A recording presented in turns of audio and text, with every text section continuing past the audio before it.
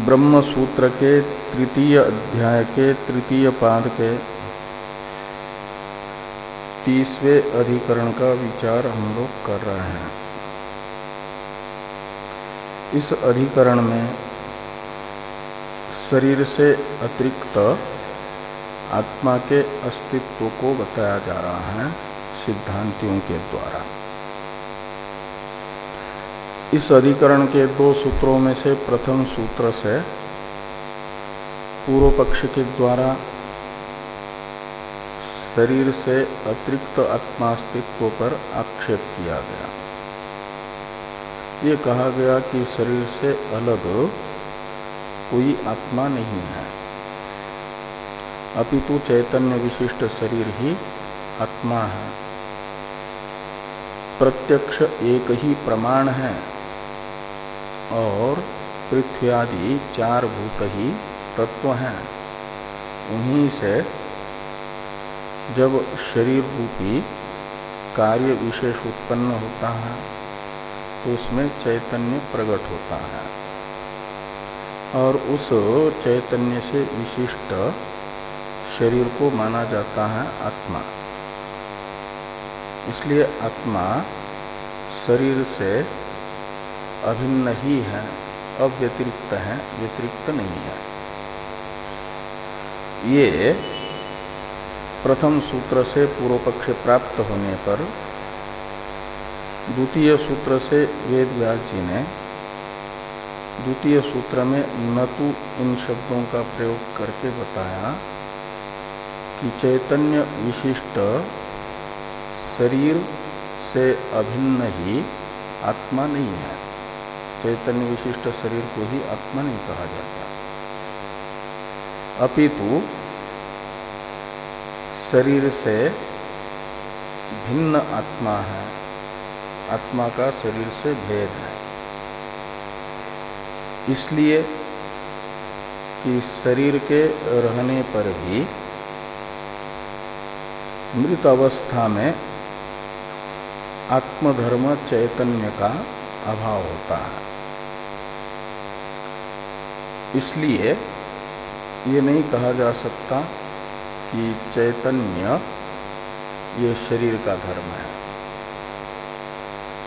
शरीर का धर्म होता तो जैसे शरीर के धर्म रूपादि हैं, वे शरीर के जीवित अवस्था में भी रहते हैं और मृत अवस्था में भी रहते हैं। ऐसे शरीर का धर्म यदि चैतन्य होता तो वह रहता मृत अवस्था में भी, जब तक शरीर को दाहादि संस्कार द्वारा नष्ट नहीं किया जाता तब तक शरीर में विद्यमान रहता जैसे रूपादि रहते हैं। लेकिन नहीं रहता है, इसलिए माना जाएगा कि चैतन्य शरीर से अन्य किसी का धर्म है, शरीर का ही धर्म नहीं है, क्योंकि शरीर के रहने पर भी उसका अभाव है। और ये जो शरीर से अलग कैसे है आत्मा, इसे समझाने के लिए उपलब्धिवत ये दृष्टांत है सूत्र में। तो सूत्रस्थ उपलब्धिवत ये दृष्टांत बोधक पद का भाष्य में व्याख्यान हो रहा है। व्याख्यान के लिए पूछा गया पूर्व पक्षी से कि ये जो उपलब्धि है वह शरीर से अलग है भूत भौतिक से, या भूत भौतिक का ही धर्म है, भूत धर्म है। तो यदि पूर्व पक्षी कहते हैं कि भूत भौतिक पदार्थों की उपलब्धि भूत भौतिक पदार्थों से अतिरिक्त है, तो उनका जो यह सिद्धांत है कि मात्र चार ही तत्व हैं, उनसे अलग कोई पांचवा तत्व नहीं है। ये चार ही भूत प्रत्यक्ष प्रमाण से सिद्ध होते हैं, इसलिए ये चार भूत ही हैं। और ये चार भूतों की उपलब्धि को चार भूतों से अलग मानेंगे तो मानना पड़ेगा तत्वांतर, पंचम तत्व। तो चार ही तत्व हैं, ये जो स्व सिद्धांत है लोकायतिकों का, उसका उच्छेद होगा, स्व सिद्धांत की हानि होगी। इसलिए भूत भौतिक उपलब्धि को भूतातिरिक्त नहीं मान सकते, तत्वांतर नहीं मान सकते। तो मानना पड़ेगा इन्हीं के अंतःपातीय भूत धर्म है, शरीर रूप से परिणत हुए भूत चतुष्टय का उपलब्धि यानी चैतन्य धर्म है, ऐसा मानेंगे तो फिर ये जो शरीर का धर्म रूपा उपलब्धि चैतन्य, वह शरीर को यदि विषय कर रहा है, शरीर रूप से परिणत हुए भूत उससे प्रकाश्य है यदि, और उसका प्रकाशक शरीर रूप से परिणत हुए भूत धर्म चैतन्य को मानेंगे तो फिर चैतन्य को देह कर्तृक नहीं माना जा सकता। जो गमन क्रिया का कर्म है ग्राम, तत्कर्तृक गमन क्रिया नहीं होती, ग्राम रूपी कर्म से भिन्न देवदत्तादि वो गमन क्रिया के कर्ता होते हैं। किसी भी क्रिया का जो कर्म होता है उससे भिन्न उसका कर्ता होता है। जो कर्म है वह स्वयं ही कर्ता नहीं बनता। तो चैतन्य का विषय रूप कर्म देह रूप से परिणत हुए भूत है, तो वे फिर उस देह विषयक चैतन्य के कर्ता नहीं बन पाएंगे कर्म होने से। इसलिए उस देह को प्रकाशित करने वाले चैतन्य को मानना पड़ेगा अन्य कर्तृक, और जो देह से अन्य है और उससे निष्पन्न हो रहा है चैतन्य, उसी का वो धर्म हो जाएगा, न कि देह का। वो जो इससे निश्चित हुआ चैतन्य जो है देह का धर्म नहीं, अपितु देह से अतिरिक्त का धर्म है उपलब्धि। और ये जो उपलब्धि है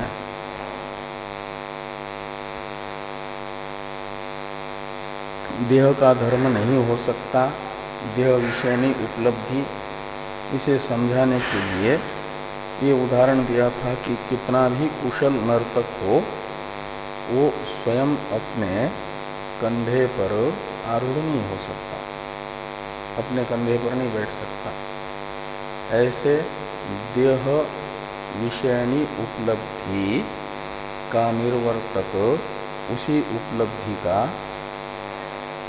विषयभूत देह नहीं हो सकता निर्वर्तक। और इसलिए भी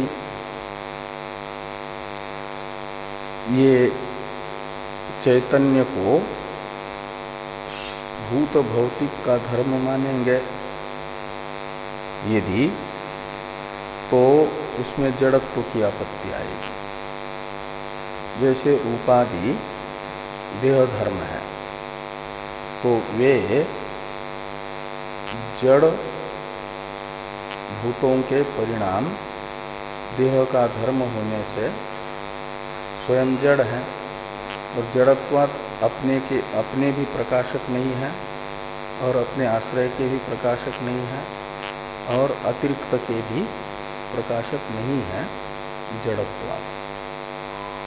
तो एक व्याप्ति होगी, यत्र यत्र जड़ देहधर्मत्वम् तत्र तत्र जड़त्वम् यथा रूपादय देहधर्म।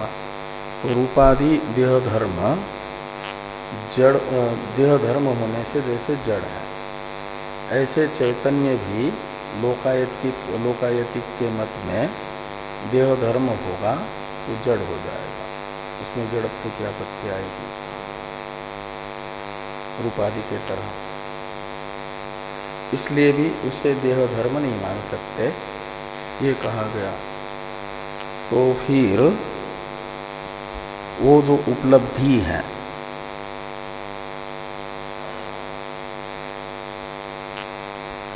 ये देह विषयनी उपलब्धि देह से अतिरिक्त है, ये मानना पड़ेगा।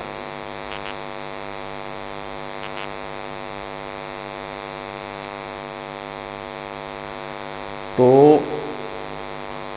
इसलिए ये मानना पड़ेगा कि जैसे ये कहा गया अतश्च यथैव अस्या भूत भौतिक विषया उपलब्धेर भावो अभ्युपगम्यते एवं व्यतिरेकोपि अस्या तेभ्यो अभ्युपगंतव्य।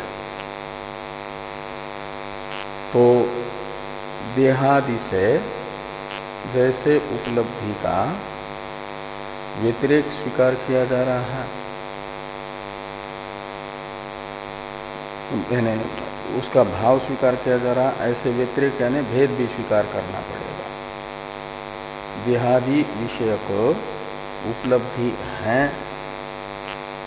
ज्ञान हो रहा है, उसका प्रकाश हो रहा है, इसलिए भूत भौतिक विषय को उपलब्धि को मानते हो तो फिर उसकी व्यवस्थित सिद्धि के लिए मानना पड़ेगा भूत भौतिक जगत की अवभाषक उपलब्धि भूत भौतिक से भिन्न है, तदात्मक ही नहीं, उससे अभिन्न नहीं है। ये व्यतिरेक मानने का अर्थ है भेद मानना, देह से भिन्न हो गई। और वो जो देह से भिन्न भूत भौतिक विषयनी उपलब्धि है, हमारे मत में वह उपलब्धि ही आत्मा है। इसे कहते हुए भाष्कर भगवान ने कहा कि उपलब्धि स्वरूप एवच न आत्मा इति आत्मनो देह व्यतिरिक्तत्वम्, ऊपर से जोड़ देना सिद्धम। तो ये जो भूत भौतिक विषयनी उपलब्धि यानी चैतन्य है, यही तो हमारे मत में आत्मा है। और उस उपलब्धि का देह से व्यतिरेक सिद्ध हुआ, भेद सिद्ध हुआ का अर्थ निकला उपलब्धि स्वरूप आत्मा का देह से भेद सिद्ध हुआ।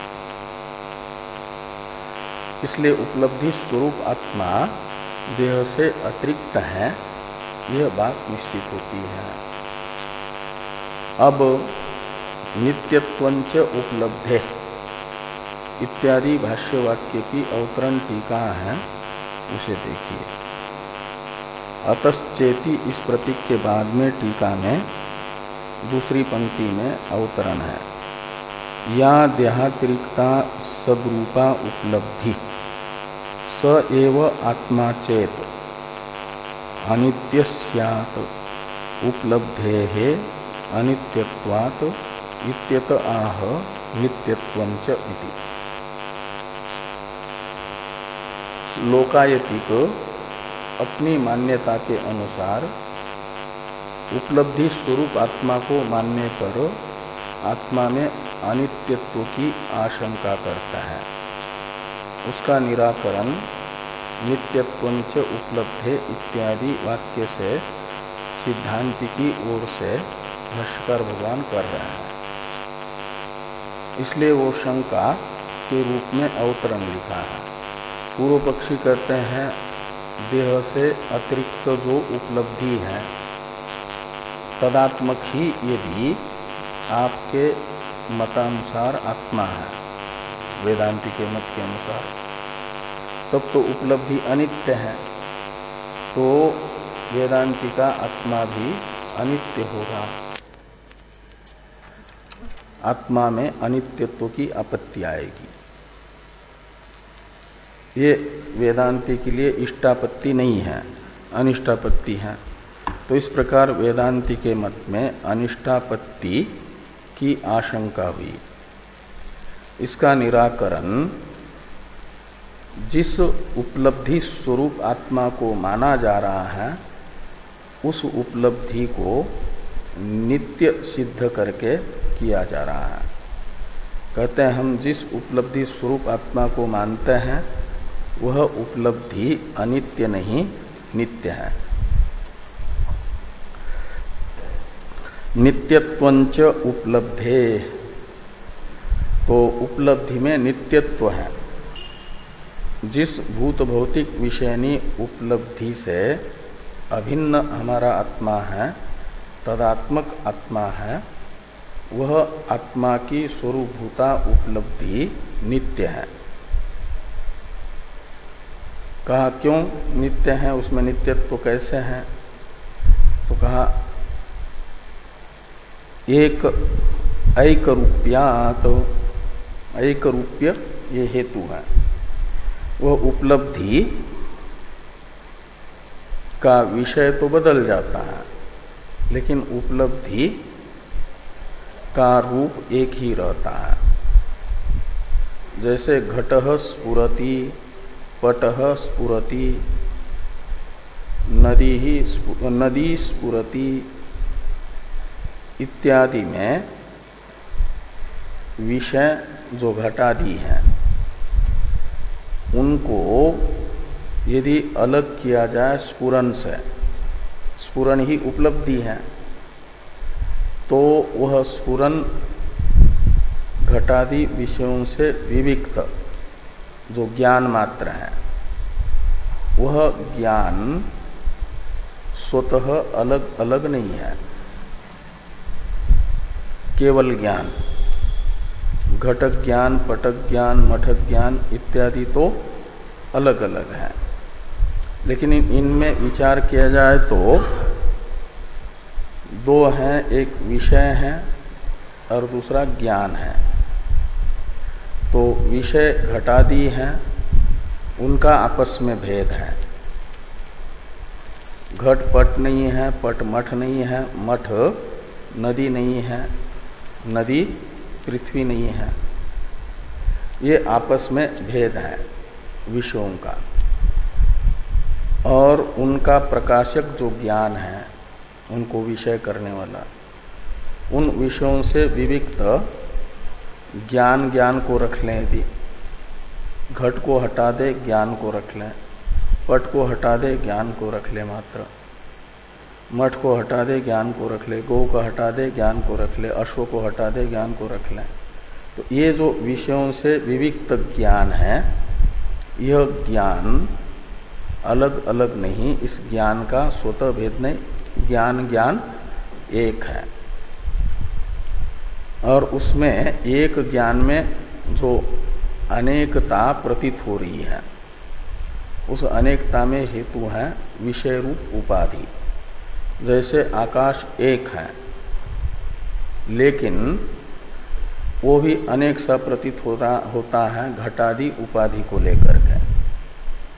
तो आकाश में जो अनेकत्व प्रतीत हो रहा है उसका निमित्त घटादि उपाधियां हैं। सूर्य एक है, उसमें जो अनेकत्व प्रतीत हो रहा है, अलग अलग गड्ढों में जमे हुए पानी में अनेक सूर्य प्रतीत हो रहे हैं। उनमें हेतु है वो जो अनेक गड्ढों में जमा हुआ पानी रूप उपाधि, वो सारे सूख जाए तो सूर्य प्रतिबिंबात्मक जो सूर्य है वे एक है। सूर्य में स्वतः कोई भेद नहीं है। ऐसे ही सूर्य स्थानीय, आकाश स्थानीय जो ज्ञान, उसका स्वतः भेद नहीं, और उपाधि स्थानीय घटादि, उपाधि स्थानीय जो विषय हैं घटादि, उन विषयों को लेकर के ज्ञान का भेद न होने पर भी भेद सा प्रतीत होता है। वह एक ही ज्ञान अनेक सा प्रतीत होता है, जैसे उपाधि वशात एक सूर्य अनेक से प्रतीत होते हैं, एक आकाश अनेक सा प्रतीत होता है। इस अभिप्राय से ये हेतु दिया उपलब्धे है एक रूप्यात, उपलब्धि स्वतः एक रूपा है। चाहे घटक ज्ञान पटक ज्ञान इत्यादि में विषय को हटा करके ज्ञान मात्र ले, उस ज्ञान का कोई भेद नहीं है, वो ज्ञानत्व मात्र उसमें है, प्रत्येक में वही उसका रूप है।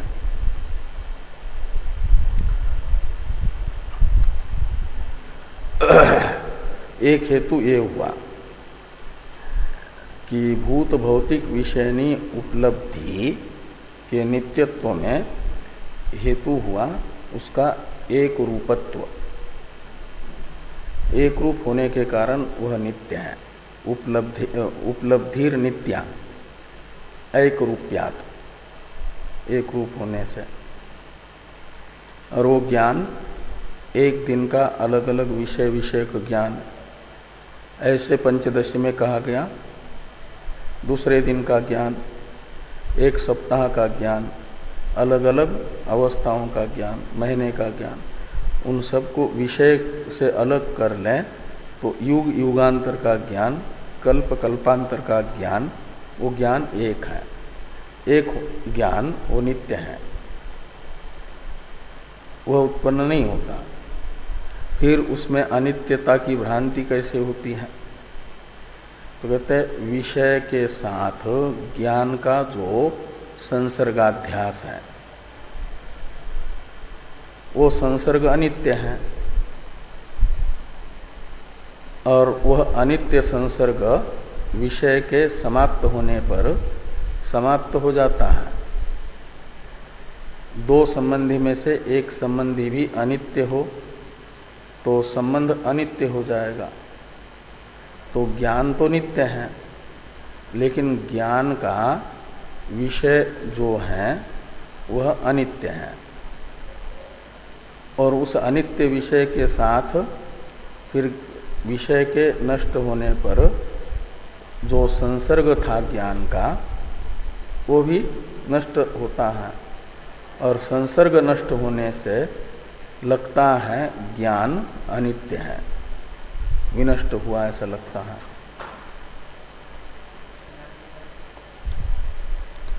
जिसको नित्य ज्ञान है आत्मा का स्वरूपभूत ज्ञान, सत्यम ज्ञानम अनंतम ब्रह्म में बताया गया जो सत्य ज्ञान।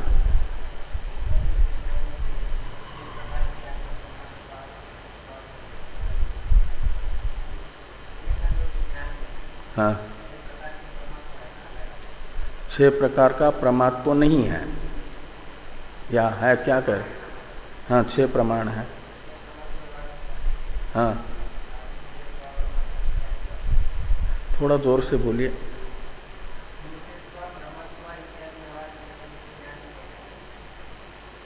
स्मृतित्व, भ्रमत्व, यथार्थत्व इत्यादि व्यवहार चेतन रूप ज्ञान में कैसे होगा, ये आपका प्रश्न है। वो होता है ज्ञान की उपाधिभूत वृत्ति में। वो जो प्रमाण जन्य ज्ञान होता है प्रमा, वो जन्य ज्ञान है। वो जन्य ज्ञान होता है ज्ञान की उपाधिभूत वृत्ति, उसको भी ज्ञान कहते हैं। जैसे 15वें अध्याय में पुरुष की उपाधि होने से क्षर और अक्षर को भी पुरुष कहा गया। वो पुरुष नहीं है, पुरुष की उपाधि है। द्वायुमो पुरुषो लोके क्षरश्चाक्षर एवच, ये जो क्षर और अक्षर इन दोनों को भी पुरुष कहा जा रहा है। वह वस्तुतः पुरुष नहीं है, पुरुष कहते हैं आत्मा को, अपितु आत्मा की उपाधि है। आत्मा की उपाधि होने से उसमें गौण प्रयोग हुआ पुरुष शब्द का। ऐसे शरीर को भी, मन को भी कहीं कहीं आत्मा शब्द से कहा जाता है। वह आत्मा की उपाधि होने से आत्मा है। ऐसे ही ये जो प्रमाणों से उत्पन्न होने वाली प्रमात्मक वृत्ति है वह उत्पन्न होती है प्रमाण से, निर्दोष प्रमाण से उत्पन्न हो जाएगी तो उसमें प्रमात्व व्यवहार होता है। जो ज्ञान की अभिव्यंजिका वृत्ति है उस वृत्ति में प्रमात्व, संशयत्व, भ्रमत्व है। प्रमात्मक वृत्ति होती है, भ्रमात्मक वृत्ति होती है और संशयात्मक वृत्ति होती है। इसलिए उपनिषद में कहा गया बृहदारण्यक में कि ह्री, धी, भी, विचिकित्सा ये सब जो है मन एवं, इसलिए संशय रूपा अंतःकरण की वृत्ति विशेष है, उसमें संशय ज्ञानत्व व्यवहार होता है। उसे वृत्ति को ज्ञान क्यों कहते हैं? वो ज्ञान की उपाधि होने से। वास्तविक ज्ञान तो स्वरूपभूत ज्ञान है, वो नित्य है। हाँ, तो घटपट आदि का जो ज्ञान है उसमें भी दो अंश हैं। केवल वृत्ति घटादि की प्रकाशक नहीं होती, वृत्तिस्थ जो चेतन है उससे घटादि का प्रकाश होता है। वेदांत परिभाषा पढ़े हैं तो कहते हैं, वेदांत परिभाषा में प्रक्रिया बताए ना, घट का प्रकाश कैसे होता है। तो चक्षु और घट के सन्निकर्ष से चक्षु इंद्रिय के माध्यम से चक्षुआरूढ़ हो करके, चक्षु पर आरूढ़ हो करके मन चक्षु के विषय घट के पास जाता है और वहाँ घटाकार बन जाता है। और घटाकार होकर के जो घट विषयक अज्ञान है, आवरण, उसे दूर करती है वह मन की घटाकार वृत्ति। ठीक। और जब अज्ञान दूर हुआ, आवरण दूर हुआ, तो उस घट विषय का अधिष्ठान जो चैतन्य है वह अनावृत हो जाता है और वहीं पर घटाकार वृत्ति भी है। उस वृत्ति का कार्य मात्र घटाधिष्ठान चैतन्य को अनावृत करना। आवरण दूर कर दिया, अनावृत हो गया तो और अंतःकरण में यह योग्यता है वो दर्पण के तरह होने से चेतन का प्रतिबिंब ग्रहण करने की।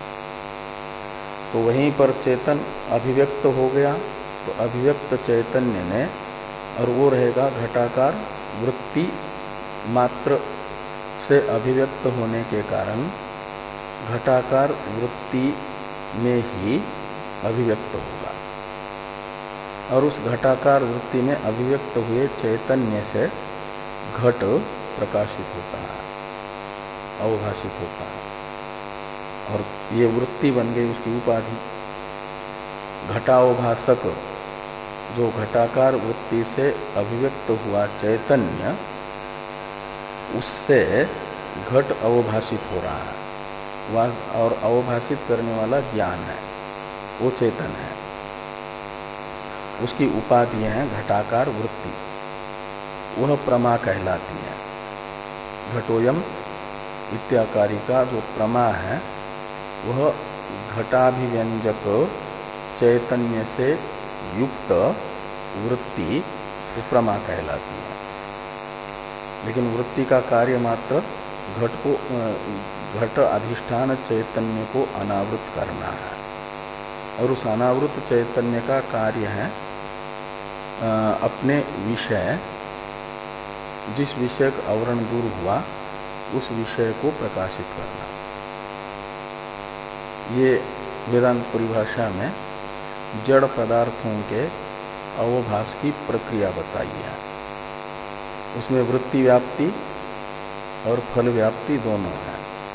वृत्ति व्याप्ति से वो विषय का अधिष्ठानभूत चैतन्य अनावृत होता है, आवरण भंग होता है, और फिर अनावृत जो चैतन्य है वृत्ति में अभिव्यक्त हुआ उसे फल कहा जाता है। उस फल से, फल व्याप्ति है, फल से अवभाषित होना। तो अवभास मानता जो घटादि में आई वो फल व्याप्ति है, वो प्रकाशित हो गया। तो इसलिए वृत्ति प्रकाशित नहीं करती, वृत्तिस्थ जो चेतन है वो प्रकाशित करता है। वृत्ति तो जड़ है और वो चेतन की उपाधि होने से, ज्ञान की उपाधि होने से उसे भी ज्ञान कहा जाता है। और वो संशय, विपर्य, प्रमा ये ज्ञान में नहीं है। संशयत्व, विपर्यत्व या प्रमात्व वह चेतन जो ज्ञान है उसमें नहीं है। उसकी उपाधि में प्रमात्व, विपर्यत्व, संशयत्व है। और उपाधि का ये प्रमात्व, संशयत्वादि जो विशेष है उसका आरोप उपाधिस्थ उपहित चैतन्य में होता है, वो अलग बात, लेकिन है वृत्ति में। इसलिए ये बाहर प्रमा, संशय, विपर्य ये ज्ञान में नहीं होता, ज्ञान की उपाधि वृत्ति के लिए होता है। तो नित्यत्वंच उपलब्धे ऐक रूप्यात्, इसका अर्थ करते हैं टीकाकार। अर्थ को देखिए, घटः स्फुरति पटः स्फुरति इति सर्वत्र स्फूर्ते रभेदात् नित्यत्वं विषय उपराग नाशे तु नाश भ्रम इत्यर्थ।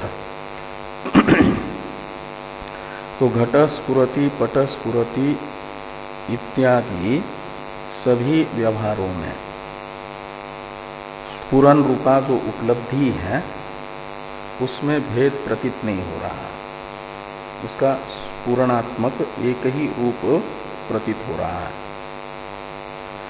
इसलिए कहते सर्वत्र स्फूर्ते अभेदात्। स्फूर्ति यानी ज्ञान, वो एक होने से अभेदात् का अर्थ है।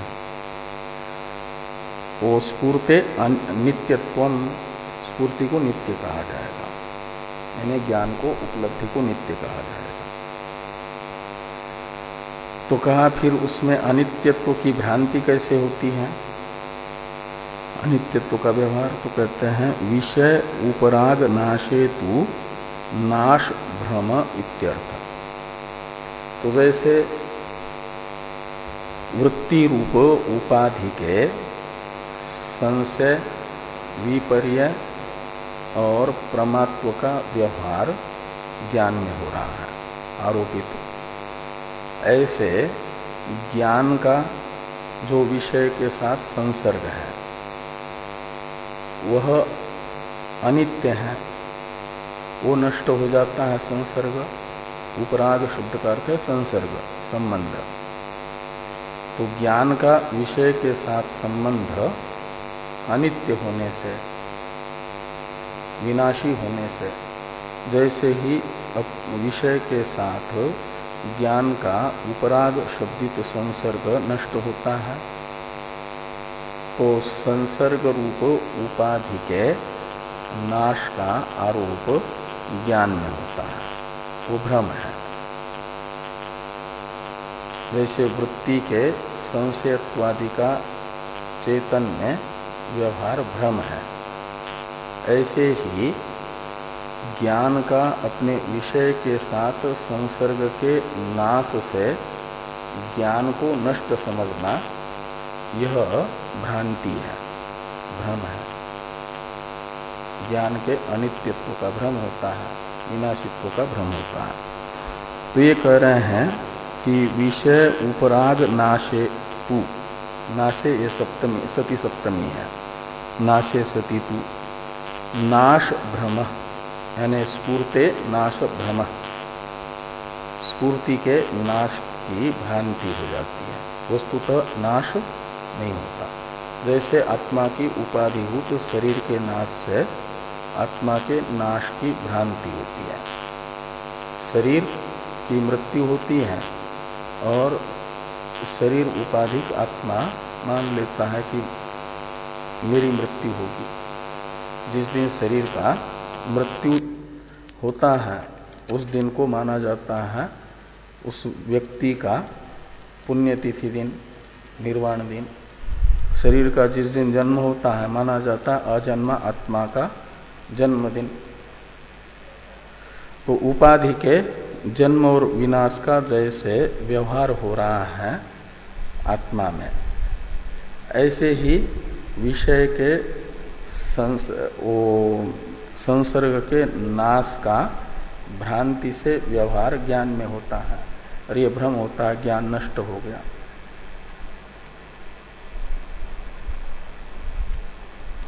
तो विषय उपराग नाशे तु नाश भ्रम इत्यर्थ। ये नित्यत्वंच उपलब्धे ऐक रूप्यात, इसकी व्याख्या हुई भाष्य टीका में।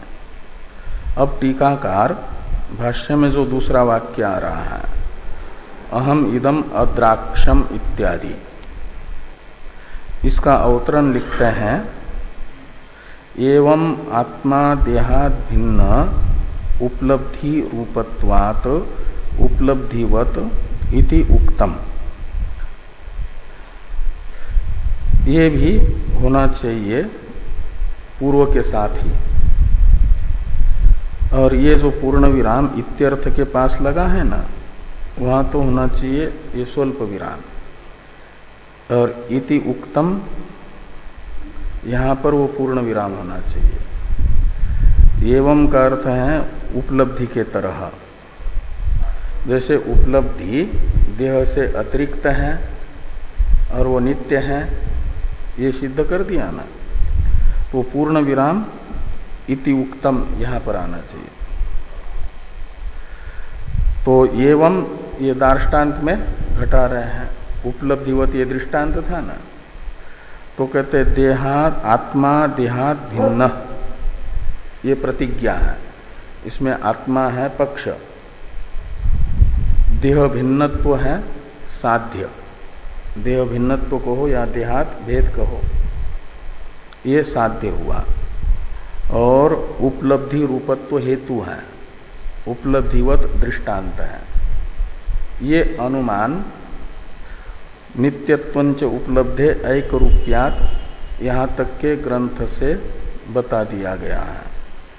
मूल सूत्रस्थ उपलब्धिवत इस दृष्टांत की किमात्मकम यहाँ से व्याख्या प्रारंभ करते हुए भाष्यकार भगवान ने अभी तक एक यह अनुमान बताया कि आत्मा देहात भिन्न उपलब्धि रूपत्वात् उपलब्धिवत, यत्र यत्र उपलब्धि रूपत्वम तत्र तत्र देहात भिन्नत्वम यथा उपलब्धि, ये दृष्टांत हुआ। तो आत्मा भी उपलब्धि स्वरूप है, इसलिए उपलब्धि के तरह देह से भिन्न होगा। ये अभी तक के ग्रंथ से बता दिया गया। अब जो प्रतिज्ञा है आत्मा देहात भिन्न, इसी प्रतिज्ञा की सिद्धि के लिए और भी एक हेतु बताया जा रहा है। उस हेतु को अहम इदम अद्राक्षम इत्यादि से बताया जा रहा है। यानी अवस्था भिन्न भिन्न अवस्थाएं होने पर भी जागृत अवस्था में जो शरीर है वह स्वप्न में नहीं रहता, सुसुप्ति में नहीं रहता, लेकिन स्वप्न में भी जो अनुभव हुआ उस स्वप्नानुभविता के रूप में स्वयं की ही जागृत अवस्था में स्मृति होती है कि रात में मैंने स्वप्न देखा। वो जो मैं है स्वप्न देखने वाला, वह भिन्न आत्मा होगा और जगा हुआ भिन्न आत्मा होगा, ऐसा नहीं है। अन्य के द्वारा अनुभूत अर्थ का अन्य को स्मरण नहीं होता, अन्य के द्वारा ज्ञात पदार्थ की इच्छा अन्य को नहीं होती। तो स्वप्न में अनुभूत पदार्थों का स्मरण तथा इच्छाएं जो जागृत अवस्था में होती हैं, वह ज्ञापन करती है कि स्वप्न में जागृत अवस्था का शरीर न होने पर भी स्वप्न में अनुभव करने वाला आत्मा ही जागृत अवस्था में जागृत का भी भोगता है। तो वहां शरीर नहीं है, आत्मा है, इसलिए शरीर से भिन्न है। ये बताने के लिए अहम इत्यादि वाक्य आ रहा है।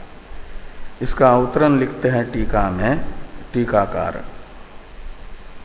किंच जागृत स्वप्नयोर देह भेदेपि आत्म एकत्व प्रत्यभिज्ञानात् आत्मभेदे च अन्य अनुभूते अन्यस्य स्मृति इच्छानुपपत्ते स्वप्न स्मृत्यादि मान आत्मा देहात् भिन्न इत्याह अहम इति। तो ये कह रहे हैं कि जागृत स्वप्न अवस्था में शरीर एक ही नहीं रहता। जागृत अवस्था में जो शरीर है वो स्वप्न अवस्था में वही शरीर न रह करके दूसरा शरीर हो जाता है। तो कहते जागृत स्वप्न और देह भेदेपि आत्म एकत्व प्रत्यभिज्ञानात्, लेकिन आत्मा जागृत अवस्था का अलग और स्वप्न अवस्था का अलग नहीं होता। शरीर तो अलग अलग है, लेकिन दोनों शरीरों में जागृत अवस्था का स्वप्न अवस्था का अनुभविता आत्मा एक है। एकत्वेन रूपेण प्रत्यभिज्ञा जो हो रही है आत्मा की, वह प्रत्यभिज्ञा ये बताती है कि आत्मा दोनों शरीरों से अलग है। जो परस्पर भिन्न जागृत स्वप्न अवस्था के शरीर, उनमें उनके साथ संबंध रख करके जागृत स्वप्न अवस्था का अनुभव करने वाला उन दोनों से अलग है। जैसे माला में गुथे हुए जो मणि है वो अलग अलग है, लेकिन उन मणियों में अनुसूत जो धागा है वो धागा एक है। एक ही धागे में 108 मणि गुथे हुए हैं।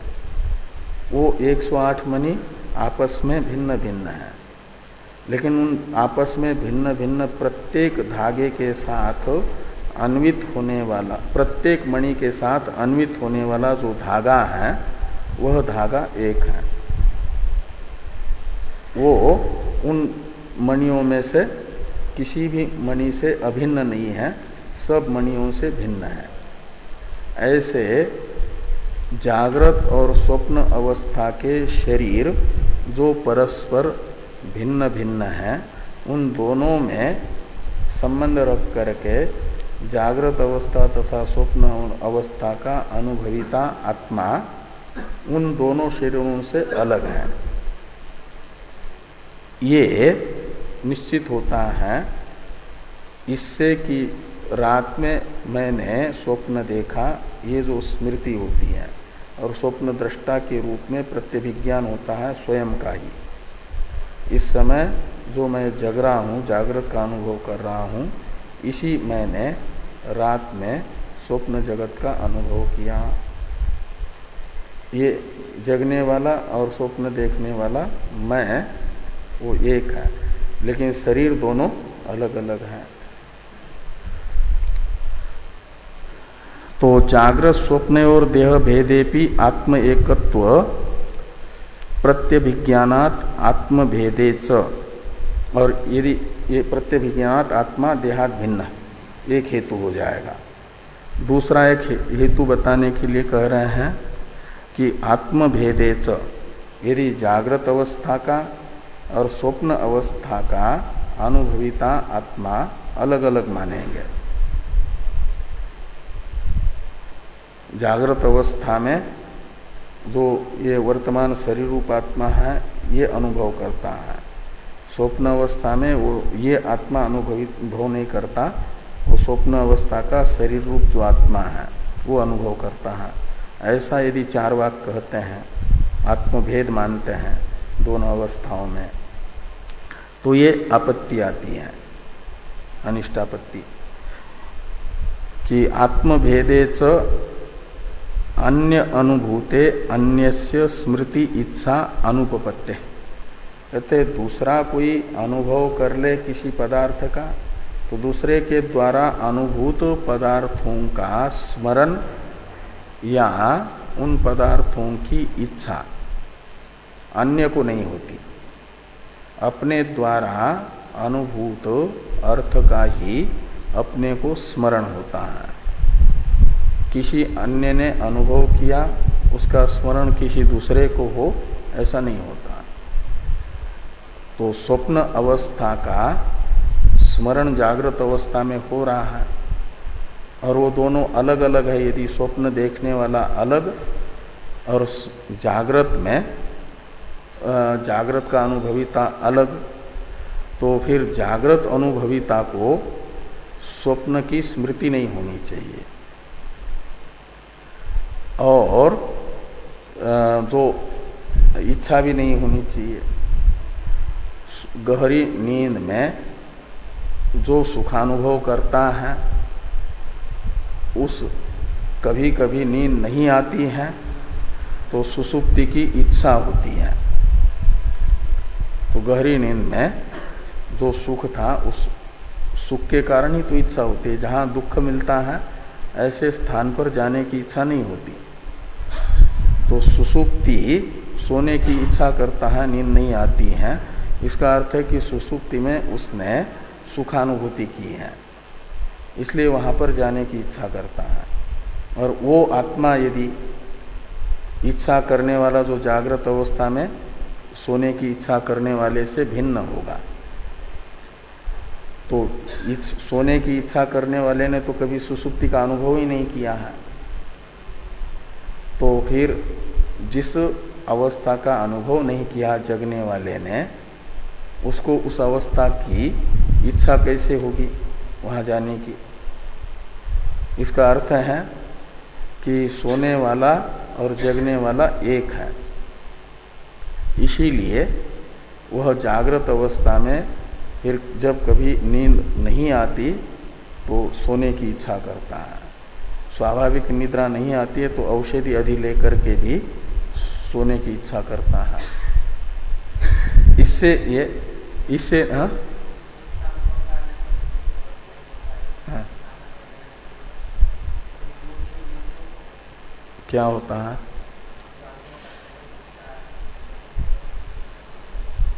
नहीं, ऐसा कहाँ होता? वो तो आपकी चित्त वृत्तियों को जानते हैं, उनके अंदर एक योग्यता आ जाती है दूसरों के चित्त की अवस्था को भी जानने की। वो अलौकिक सन्निकर्ष मानते हैं नैयायिक। जैसे लौकिक सन्निकर्ष होते हैं, उनसे 6 प्रमाणों से उत्पन्न होने वाला ज्ञान होता है, ऐसे अलौकिक प्रमा होती है 3 प्रकार की। उसमें योगत सन्निकर्ष एक है। वो योगत सन्निकर्ष से उन्हें ज्ञान होता है। योग से प्राप्त जो अंतःकरण की एक विशेष योग्यता रूप सिद्धि है, उसके आधार पर वो होता है।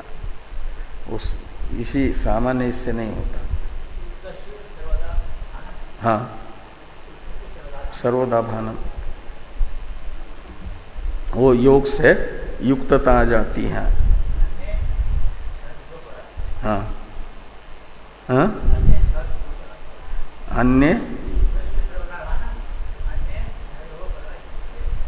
हाँ हाँ, यानी अन्य को तो अपने अपने जैसे सामान्य नियम है उसके अनुसार होगा, और युक्त योगी जो होता है उन्हें हमेशा भान होगा, इसलिए कि उनके अंदर एक योगद सन्निकर्ष से वो भान होता है।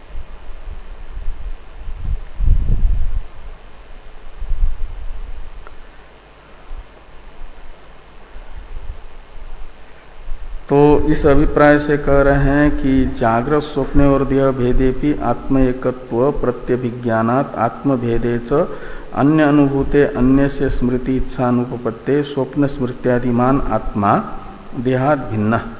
स्वप्न स्मृत्यादि से युक्त जो आत्मा है, स्वप्न स्मृत्यादि में आदि शब्द से इच्छा को लेना,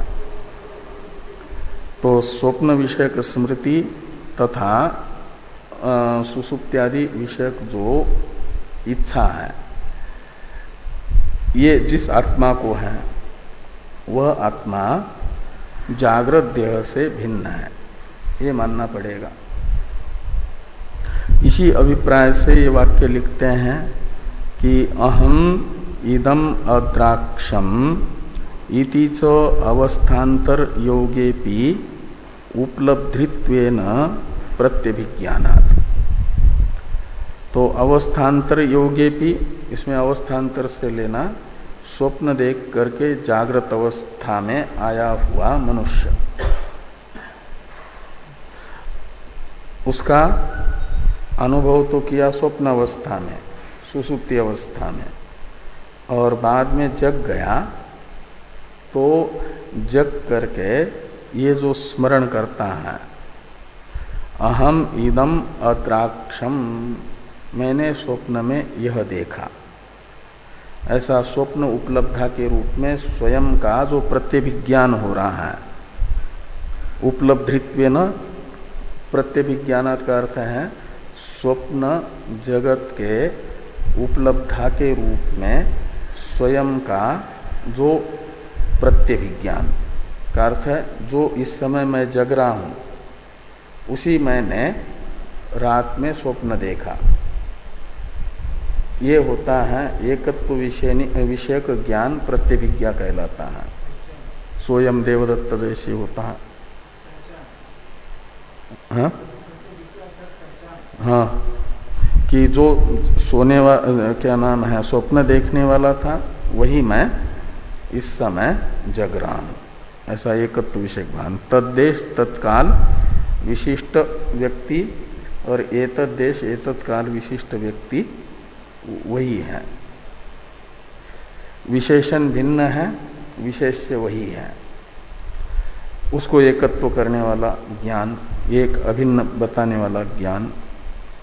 और स्मृत्यादि उपपत्तेश्च, तो स्मृत्यादि, इसमें स्मृति और आदि शब्द से इच्छा को लेना, दूसरे के द्वारा अनुभूत अर्थ विषयक स्मृति या इच्छा दूसरे को नहीं होती है, और यहाँ स्वप्नादि की स्मृति जगने वाले को हो रही है, इसका अर्थ है स्वप्न देखने वाला ही वर्तमान में जागृत अवस्था में आत्मा है। इससे भी ये निकलता है कि आत्मा शरीर से भिन्न है।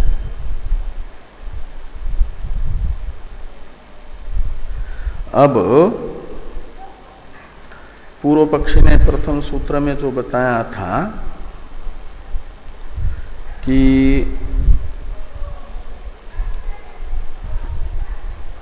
शरीरे भावात, ये हेतु बताया था ना, मतलब शरीर के रहने पर रूपादि विषयों की उपलब्धि होती है, शरीर के न रहने पर नहीं होती है। इसलिए जो जिसके अन्वय व्यतिरेक का अनुविधान करता है वह उसी के अंतःपाती होता है। जैसे अग्नि का औष्ण्य और प्रकाश अग्नि के अन्वय व्यतिरेक का अनुविधान करने के कारण अग्नि रूप है, अग्नि के स्वरूपभूत धर्म है। ऐसे शरीर के रहते हुए जो चैतन्य का होना शरीर के न होने पर न होना, ये ज्ञापित करता है कि शरीर का ही धर्म चैतन्य है। शरीरे भावात इस सूत्रस्थ पद से पूर्व पक्षी ने कहा था, उसका अनुवाद करके निराकरण किया जा रहा है। ये बताया गया कि पहले निराकरण हो गया करके। यत्तुक्तम इत्यादि की अवतरण टीका है। निरस्तम अपि अधिक अभिधित्सया अनुवदति यत्तु उक्तम इति। कहते पूर्व पक्ष के द्वारा कहे गए हेतु का यद्यपि पहले भी निराकरण हो चुका है, तो भी अधिक अभिधित्सया, अभिधित्सा शब्द का अर्थ होता है अभिधान की इच्छा, अभिधान का अर्थ होता है कथन, तो अभिधित्सा शब्द का अर्थ निकलेगा कहने की इच्छा। क्या कहने की इच्छा? तो अधिक, पहले जो कहा है उससे थोड़ा अधिक कहने की इच्छा से पूर्व में पूर्व पक्ष के द्वारा जो अपनी प्रतिज्ञा की सिद्धि के लिए बताया गया हेतु था, उसका सिद्धांति से निराकरण होने पर भी फिर अनुवाद करते हैं। ये कहा कि निरस्तम अपि अधिक अभिधित्सया अनुवदति यत्तु उक्तम शरीरे भावात शरीर धर्म उपलब्धि इति तद वर्णितेन प्रकारेण प्रत्युक्तम। तो पूर्व पक्षी ने जो अपनी प्रतिज्ञा की सिद्धि के लिए उपलब्धि को शरीर का धर्म कहा था, शरीरे भावात इन शब्दों से, कहते उसका हमने निराकरण कर दिया। उपलब्धि शरीर का धर्म नहीं हो सकता, इसलिए कि उसे रूपादि के तरह शरीर का धर्म मानने पर उसमें जड़त्व की आपत्ति और ये कर्म कर्तृविरोध आदि जो बताया वो है वर्णित प्रकार, और उस वर्णित प्रकार से वर्णितेन प्रकारेण प्रत्युक्तम। अपिच सत्सु इत्यादि से ये बताया जा रहा है कि पूर्व पक्षी जिन उपलब्धि में देह धर्मत्व को सिद्ध करने के लिए उपलब्धि में जो देह अन्वय व्यतिरेक अनुविधायित्व बता रहा है, वह उपलब्धि का देह अन्वय व्यतिरेक विधायित्व अन्यथा सिद्ध है। अन्यथा सिद्ध है का मतलब उपलब्धि को देह का धर्म न मानने पर भी देह का अन्वय व्यतिरेक विधायित्व सिद्ध हो सकता है उपलब्धि में। इसलिए ये नहीं कहा जा सकता कि शरीर के अन्वय व्यतिरेक का अनुकरण करने से ये उपलब्धि देह धर्म है।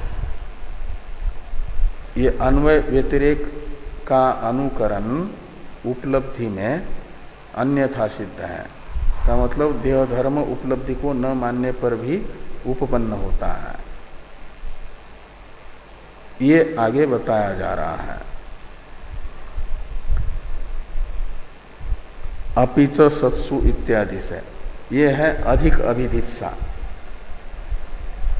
यानी पूर्व पक्षी के अन्वय व्यतिरेक अनुकरण को अन्यथा सिद्ध दिखाने की इच्छा से यहाँ पर अनुवाद किया है।